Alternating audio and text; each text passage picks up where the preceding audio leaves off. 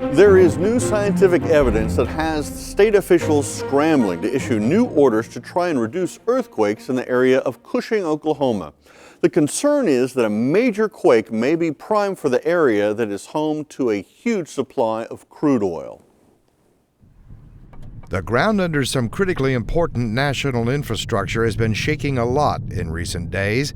The earthquake swarm near Cushing and its massive crude oil storage facility has the Corporation Commission looking at additional injection well regulations in its existing Cushing area of interest that was just issued a month ago. Given what's happened past weekend, staff has been working very, very hard on coming up with another plan, a further evolving, if you will. What else do we need to do? And we're very close to finalizing that plan.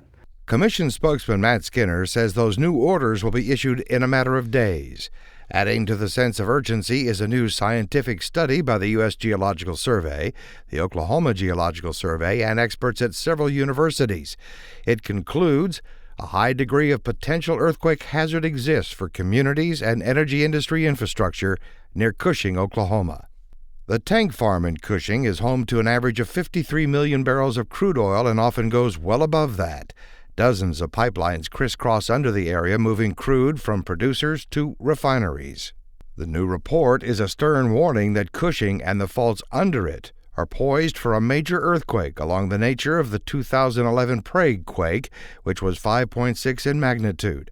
A quake like that could cause damage to oil tanks and pipelines. The study that you're talking about was immediately made part of the database that we're using to formulate a new approach, or rather additional approaches, in Cushing. An annual Environmental Protection Agency audit of the Commission's underground injection well program has given the agency a good review and encouraged the Commission to take even more regulatory action to stem the surge of industry-linked earthquakes. We look at that as an endorsement of what we have done and an encouragement for us to do more, and we're going forward with that understanding. But going forward is an issue that members of the Corporation Commission have been concerned about. I think it would be helpful to have some discussion about the legal basis that we have for approaching these matters. Corporation Commissioner Bob Anthony at a recent meeting where they delayed a decision on 5 new injection wells all in the Cushing area. It's also important to know what are the potential consequences. And with all the storage and the pipelines in the Cushing area, I think that we need to be especially careful. Anthony and other commissioners want to know if their staff has the legal authority to issue orders that have resulted so far in over 500 injection wells having to prove they are not drilled too deep or have plugged back from basement rock, reduce the amount of salt water they are disposing of, or lowering the pressures involved. A legal concern that increased in recent days when a Tulsa company filed an action with the Commission challenging an order that outlined an arbitrary area in which all disposal injection wells would be curtailed. The Commission also ordered well operators to cut back on how much water was being injected underground. Marjo Operating Company's well is in an area where water injection volumes were cut back by 38%, impacting 24 wells.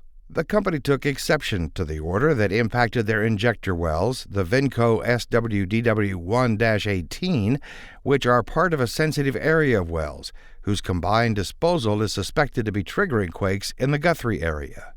The volume cutback area, which is our first big volume cutback area, and it's something that many researchers have wanted to see, is critically important. And obviously, without commenting on this case, there's a reason that we assigned the levels that we did. The company claims if it has to cut back on wastewater disposal, it will shut down producing wells.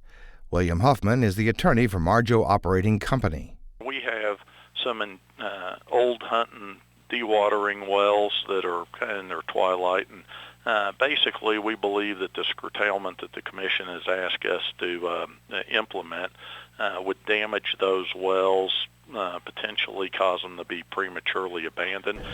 But Attorney Huffman insists the case is not aimed at challenging the Commission staff's legal authority to issue orders to injection well operators. and really the focus is our wells and not the overall picture. So it's not a challenge to what the commission's doing.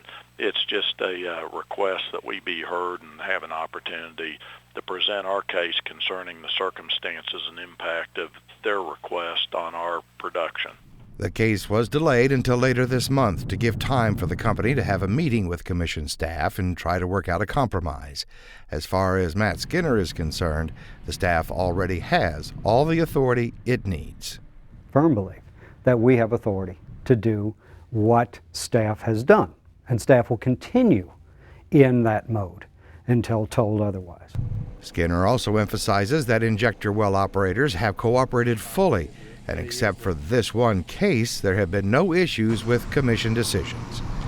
There were nearly 600 earthquakes above 2.5 in magnitude last year in Oklahoma. The state is already well past that number for this year. Taking steps to try and reduce that number is, for now, focused on Cushing. The fact that the Cushing Tank Farm is there, the largest tank farm in the United States, the largest tank farm in North America, and it is the place where all the New York Mercantile Exchange oil is stored. It is critical.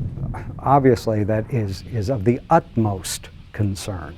9,000 square miles in Oklahoma are now included in the Commission's growing areas of interest, areas where thousands of injector wells are operating and where the ground is still shaking, especially around Cushing, Oklahoma.